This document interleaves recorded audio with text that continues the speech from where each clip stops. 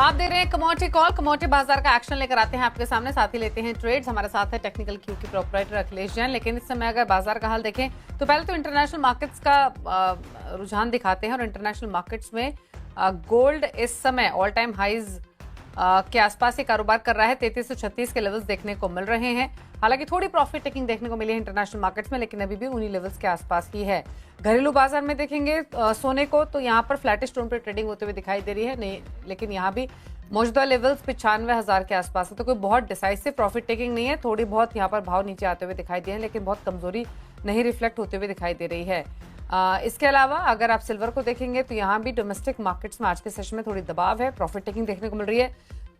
In fact gold और silver दोनों का भाव इस समय अगर आप देखिए तो दोनों ही काफी नजदीक ट्रेड कर रहे हैं। मतलब 1 किलो सिल्वर का भाव 94,618 का है। वहीं एक बार गोल्ड दिखाते हैं आपको 10 ग्राम सोने का भाव एग्जैक्टली क्या देखने को मिल रहा है, वो है 95,228।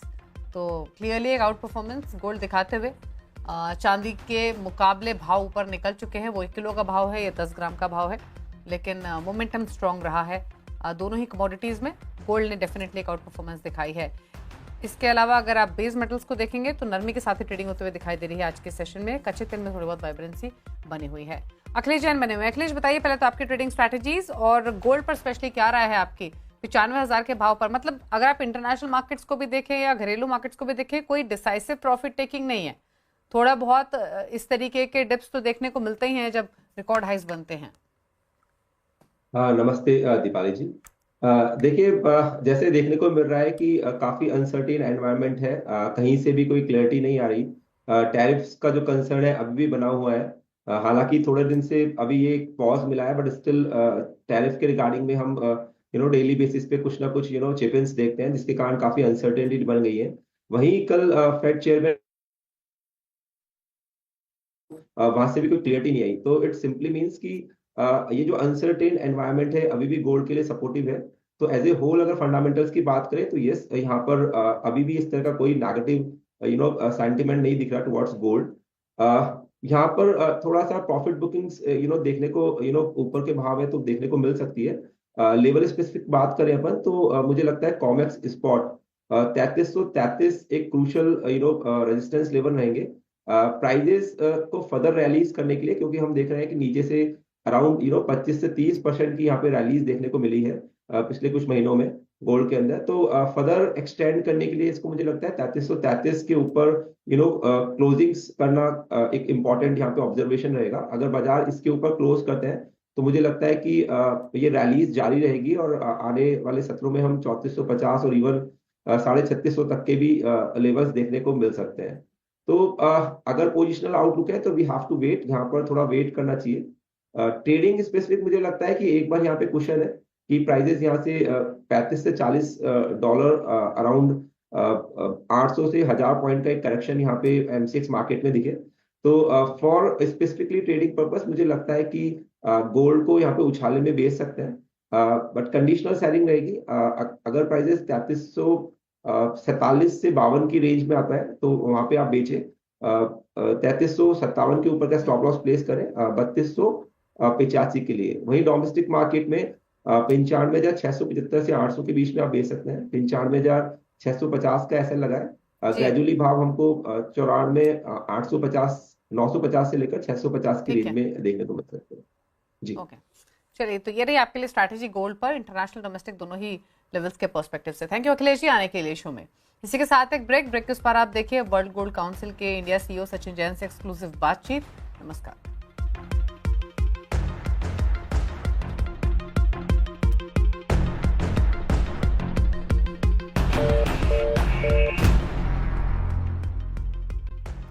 बता दें कि सोने ने ऑल टाइम हाई यहां पर 95,895 के आसपास बनाया है। वेल एक्चुअली उससे भी ज्यादा है, 95,900 के ऊपर के लेवल्स हमने 2025 में बनते हुए देखे हैं। वो चार्ट आपको दिखाता है कि साल दर साल किस तरह के हाईज यहां पर सोने ने बनाए हैं। तो 2024 यानी कि पिछले साल से करीबन 20,000 रुपए की तेजी सोना आपको यहां पर अब तक दिखा चुका है। 2023 में सोने के भाव 64,000 रुपए के आसपास थे, 2022 में 55,000 के आसपास, यानी कि पिछले 4 साल सालों में सोना ऑलमोस्ट यहां पर डबल होता हुआ नजर आया है, तो अच्छी खासी तेजी के साथ यहां पर कारोबार है। सचिन, आपसे पहले जानना चाहेंगे किस तरह से ये एक तरफा तेजी अब आप मार्केट्स में देखते हैं? पहले तो मनीषा बहुत बहुत धन्यवाद आपका कि आपने हमारे को एज वर्ल्ड गोल्ड काउंसिल अपने प्लेटफॉर्म पे बनाया। और जैसे कि आपने मेंशन किया कि पूरा पूरा विश्व एक तरह से थोड़ा सरप्राइज है, चौकन है। हम भी उसी तरह चौकन है जिस तरह से ये तेजी और एक ये बढ़ोतरी आ रही है। लेकिन ये जो पूरी वैश्विक अस्थिरता चल रही है, जो like the geopolitical uncertainty जो एक हम कहते हैं, has been the very important consideration. और एक चाइना की बहुत बाइंग कंटिन्यूसली काफ़ी स्ट्रांग है। ये दो बहुत इंपॉर्टेंट पिलर रहे हैं जिनकी वजह से ही हमने एक रुबाब, एक चढ़ता देखा है। लेकिन अगर आप देखें कि कंज्यूमर ऑन ग्राउंड जो हमारी सर्वे बताते हैं, तो उनका ये बढ़ने के साथ साथ एक कॉन्फिडेंस गोल्ड के ऊपर बहुत ज्यादा इस समय बढ़ा हुआ है। तो एज ओपनिंग में यही बोलना चाहूँ। Well, absolutely. सचिन, कैसे देखते हैं अब आप यहां से प्राइसेस जाते हुए? Understand world gold council prices forecast नहीं करता है, लेकिन जिस तरह की तेजी है, $700 पर आउंस की बढ़त इस साल में, $1000 अनाउंस की बढ़त पिछले 12 महीने में, और ये तेजी अभी भी थमते हुए नहीं लग रही है। क्या यहां से और बुलिशनेस है? क्या कुछ कंसर्न्स हैं? क्या एक करेक्शन का क्वेश्चन होना चाहिए मार्केट्स में? आप कैसे देखते हैं करंट प्राइसेस? जैसे मैंने हमेशा पहले भी आपके प्लेटफॉर्म पे बोला है कि अगर लॉन्ग टर्म देखें तो गोल्ड में बहुत स्ट्रेंथ है। और अगर अभी इसका माहौल देखें, जो अभी के पिलर्स हैं, जैसे मेंशन किया मैंने, चाइना हुआ और एक कंज्यूमर डिमांड रही, इनको देख के काफी एक स्ट्रांग एक स्ट्रेंथ आगे दिख रही है। लेकिन अभी चाइना में एक और चीज हुई है कुछ समय पहले, जो आपने अपने चैनल पे भी कवर करी थी, कि इंश्योरेंस सेक्टर को ओपन कर दिया गया है कि वो गोल्ड पे बाइंग कर सकें। उसको लेके एक स्ट्रांग पिलर ऑफ डिमांड अगले आने वाले सालों में बढ़ना चाहिए। और टिपिकली जो अभी जैसे गोल्ड की लिक्विडिटी जो ग्लोबल इस समय जो अब सबके जो स्थिरता है, जिस तरह से ग्लोबल जो एक डेट की सिचुएशन है, उसको लेके गोल्ड का जो अभी short term to mid term काफी स्ट्रांग रहने वाला है। अब गोल्ड में अगर प्राइस आगे बढ़े नहीं बढ़े वो मैं नहीं प्रेडिक्ट करता, जैसे आपने मेंशन किया। लेकिन जो स्ट्रेंथ जिनके ऊपर ये पिलर्स, जो एक स्तंभ है जिनके ऊपर खड़ा होता है गोल्ड का प्राइस, वो बहुत स्ट्रांग है और बहुत फेवर में है। वेल, एब्सोल्युटली सचिन, लेकिन जिस तरह की तेजी यहाँ पर मार्केट्स में है, आप कहेंगे jewellery buying in some sense यहाँ पर एक हिट लेती हुई नजर आई है? ये काफी स्लो है मनीषा। लेकिन हमने पहले भी हिस्टोरिकली भी देखा है कि कंज्यूमर जब भी प्राइस बढ़ता है थोड़ा एक रुक के फिर परचेजिंग करता है। लेकिन अगर जो जैसे मैंने आपको मेंशन किया कि कंज्यूमर से जो हम बात कर रहे हैं, एक स्ट्रेंथ ऑफ गोल्ड को लेके एक बहुत ज्यादा कॉन्फिडेंस है। और मेरा सोचना यह है कि जो आने वाला अक्षय तृतीया का जो एक पर्व है जो आने वाला है, मुझे लगता है कि उसमें हम बहुत ही कॉन्फिडेंटली उसमें जाना चाहिए एज एन इंडस्ट्री, क्योंकि कंज्यूमर काफी स्ट्रांगली आएगा हमारी शॉप्स में। Well, yes, absolutely. कंज्यूमर्स कई बार सरप्राइज कर देते हैं कि किस तरह का रिएक्शन वो यहाँ पर गोल्ड में देते हैं। बट सचिन, मैं वो एक टेबल आपकी स्क्रीन पे फिर से लेके आना चाहूंगी जहां पर हम आपको ये कैलकुलेशन बता रहे हैं कि जो बेस प्राइस है और उसके ऊपर जीएसटी लगाया जाए, मेकिंग चार्जेस लगाया जाए, तो अगर आप बाहर आज प्राइसेस इन प्राइसेस पे गोल्ड लेने जा रहे हैं तो सचिन वी आर ऑलमोस्ट तो नहीं, एब्सोल्युटली अबव ₹1,00,000, ₹1,05,000, ₹1,10,000, ₹1,15,000, डिपेंडिंग ऑन कि आप मेकिंग चार्जेस क्या देने हैं। हमने यहाँ पर एक मिनिमल 10% मेकिंग चार्ज लगाने की कोशिश करी है एट ₹1,00,000 10 ग्राम्स। क्या रिएक्शन है मार्केट्स के? आपको लगता है जो प्री बजटेड बाइंग है या फिर जो लाइट वेट बाइंग है, जो टियर 2, टियर 3, 4 सिटीज की बाइंग है, रूरल इंडिया की बाइंग है, वो इसको कैसे एब्जॉर्ब करेगी? तो दो तीन बात में अगर आप इसे ब्रेक करें मनीषा, तो इसको आप समझ पाएंगे। एक जो हमने टियर 5, टियर 6, टियर 7 सिटीज की कंजम्पशन देखी है, वो ज्यादातर एक प्राइस एग्नोस्टिक रहती है। वो जैसे हम अर्बन सिटीज में हम बात करते हैं कि रिटर्न कितना आया, कैसा रिस्पॉन्स आया, कि रिटर्न का परसेंटेज कितनी है। अगर आप रूरल इंडिया में जाए तो ज्यादातर जो कॉन्वर्सेशन रहती है वो रहती है सेविंग को लेके। तो वो प्राइस एग्नोस्टिक होते हैं। और जब अगर आप उस कस्टमर को बताते हैं कि आपकी सेविंग की वैल्यू एक डबल हो गई है या 40% बढ़ गई है, तो वो और ज्यादा कॉन्फिडेंस आते हैं। तो एक तो हमारा जो रूरल इंडिया कंजम्पशन है वो काफी हमारे को लगता है कांस्टेंट है और बरकरार रहेगा, not in terms of volume but purely जितनी आपकी सेविंग है उस हिसाब से आप खरीद रहे हैं, कंसिस्टेंटली खरीद रहे हैं।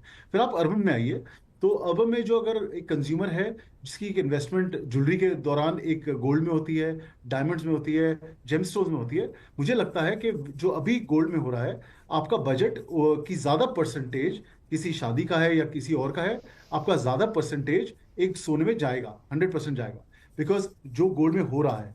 और लास्टली जो कंज्यूमर का सेंटिमेंट है कि अगर वो जो हमने स्टॉक्स मार्केट में भी करंट कंडीशन देखी है, और एक asset class as gold is really really performing very strongly. उसका रिस्पॉन्स हमें आने वाला है और बहुत पॉजिटिवली आने वाला है।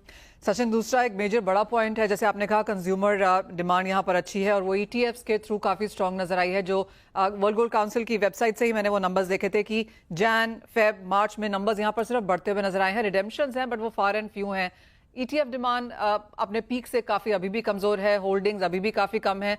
क्या ये एक चीज सपोर्टिव रह सकती है? अगेन इसको मैं दो भाव में आपको समझाना चाहूंगा। एक तो आप ग्लोबली देखें क्या हो रहा है। तो ग्लोबली अगर आप 2024 में देखें तो पहले 6 महीने में काफी लिक्विडिटी हुई, जैसे आपने बोला लोगों ने कैश करे, और सेकेंड हाफ में उन्होंने रिबाउंड किया।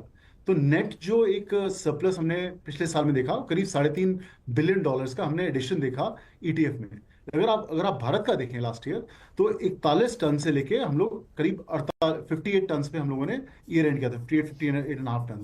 आप पहले 3 महीने को अगर देखें तो भारतवर्ष में 58 टन का एयूएम करीब 68 टन का हो चुका है, विच इज फिनोमिनली अप, क्योंकि हमारा बेस काफी छोटा था। और हमारा सोचना यह है कि ईटीएफ एक बहुत स्ट्रॉन्ग प्रोडक्ट है, रेगुलेटेड प्रोडक्ट है। जब भी आप एक ईटीएफ का यूनिट खरीदते हैं, उसका इक्विवेलेंट उसके लिए फिजिकल गोल्ड खरीदा जाता है और आपके लिए स्टोर किया जाता है। तो इट्स अ ग्रेट प्रोडक्ट। और मेरा सोचना यह है कि ये एक प्रोडक्ट कस्प पे है और ये आगे बढ़ेगा। अगर आप ग्लोबल वैल्यूज की बात करें, जैसा मैंने मेंशन किया कि पूरे 2024 में $3.5 बिलियन की बढ़ोतरी थी, पहले 3 क्वार्टर्स में करीब $17.5 बिलियन की बढ़ोतरी हम देख चुके हैं। तो इट्स बीन परफॉर्मिंग क्वाइट।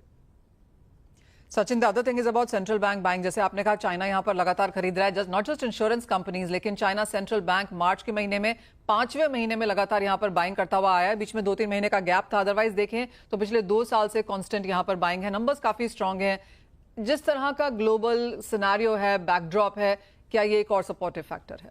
बिल्कुल बिल्कुल मनीषा, जैसे आपने मेंशन किया, चाइना की जो सेंट्रल बैंक बाइंग है वो एक बहुत इंपॉर्टेंट रीजन है। और जैसे कि हमने देखा कि टैरिफ का जो आउटकम रहा है, जैसे हमने लिबरेशन डे की पूरी एक वेट हो रही थी, और उसके बाद जो जिस तरह से चेंजेस आए हैं, वीक बाय वीक अलग चेंजेस आ रहे हैं, और एक चाइना यूएस का जो एक तरह से कंफ्यूजन बढ़ रहा है, उसकी वजह से भी काफ़ी इम्पैक्ट हमने देखा है जो चाइना की बाइंग हो रही है गोल्ड को लेके। और इन अ वे ये ट्रेंड पिछले 3 से 4 साल में सिर्फ चाइना को लेके नहीं, सारे डेवलपिंग मार्केट्स में हो रहा है, इंक्लूडिंग इंडिया। और हमारा सोचना यह है कि जिस तरह की जियोपॉलिटिक्स सिचुएशन है, ये जो इंपॉर्टेंट पिलर है, लास्ट ईयर जो 1050 टन के करीब हमने बाइंग देखी सेंट्रल बैंक्स की, वो काफी स्ट्रांग रही पिछले साल में। और हमारा सोचना है कि इस साल भी ये इंपॉर्टेंट रहना चाहिए।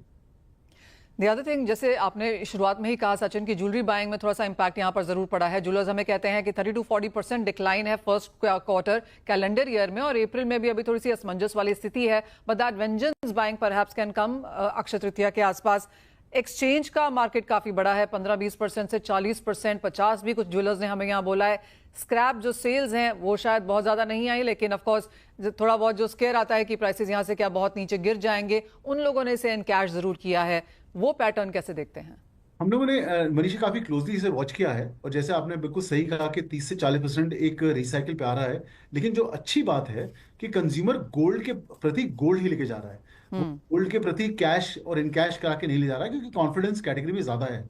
और अगर आप आंकड़े देखें जो हमारे गोल्ड लोन मार्केट के हैं, वो भी ये रिफ्लेक्ट करते हैं कि गोल्ड की लिक्विडिटी नहीं हो रही। जिसको लिक्विडिटी चाहिए वो अपना सोना रख के और उसके अगेंस्ट ले रहा है, लेकिन उसको बेच नहीं रहा है।